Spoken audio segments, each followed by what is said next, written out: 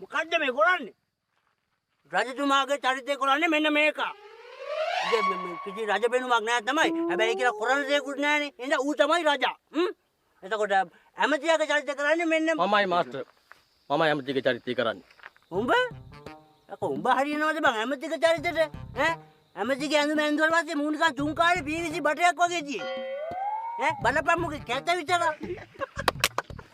Master හොඳින් මතක තබා ගන්න. සුමිත අයියා කියන්නේ මාගේ සුල්මාවගේ නැගිනියගේ පුංචිගේ පුතාය. හොඳින් මතක තබා ගන්න. මේ චරිතයට මට ආරාධනා කරේ සුමිත අයියාය. මට කියපු හැම දෙයක්ම හොඳට මතකයි පුතේ.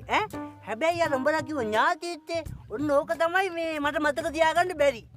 මම නැවත කියන්නම්. නැවත කියහම බලන්න. හොඳින් මතක තබා ගන්න. සුමිත අයියා කියන්නේ මාගේ සුළු පියාගේ අම්මාගේ අක්කාගේ පුංචි අම්මාගේ පුතාය. හොඳින් මතක තබා ගන්න. අපිත් හොඳ වැඩකරුවෝ තමයි. සුමති උඹ හොඳින් මතක තබා ගත යුතුයි. මෙම ජහුටාවේ මාස්ටර් මම මිසක් උඹ නොවන බව හොඳින් මතක තබා ගත යුතුයි. එපමණයි.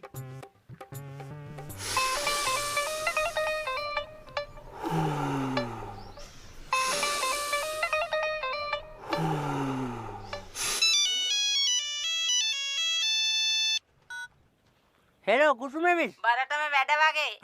මේ ඔව්. මේ මගේ නාට්‍ය ඇඳුම් ටික ගෙනත් දෙන්න පුළුවන්ද? හරි මං ඒ ටික ගෙනත් දෙන්නම්. ඔව්. මේ තා දිනක තා නේදර පදේ. ඔව් තා දිනක තා. මිස්ටර් මතකයිනේ හොඳට. එහෙනම් ඇඳුම් ටික ගේන්න. හරි මං ගෙනත් දෙන්නම්. හරි එහෙනම් හරි. හරි දෙයියන්ගේ පිට බයි බයි. පුස්ක බල්ලහට නාපියව. දෙයියනේ. දැන් මේ ඉන්නේ රජතුමා. හරි?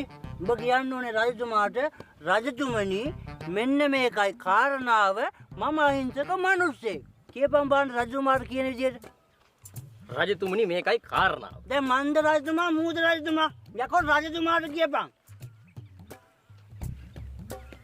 රජතුමනි මේකයි කාරණාව. හොඳින් මතක තබා ගත යුතුයි. දැන් හොඳින් මතක තියාගන්න මගුල මොකද්ද? මම උඹට කිව්වේ රජතුමනි මෙන්න මේකයි කාරණාව. මම අහිංසක මිනිස්සෙක්. ඒක කියපන් හරියට.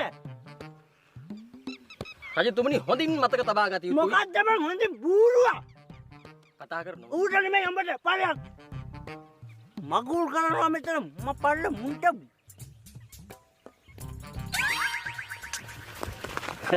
නංගි විසවට දින්නේ. මේ අත මෙතනට තියාගන්න. කිම බෑනේ අත ඇදයිනේ. කකුලක් ඔයාගේ ඇද්දද? බලමු.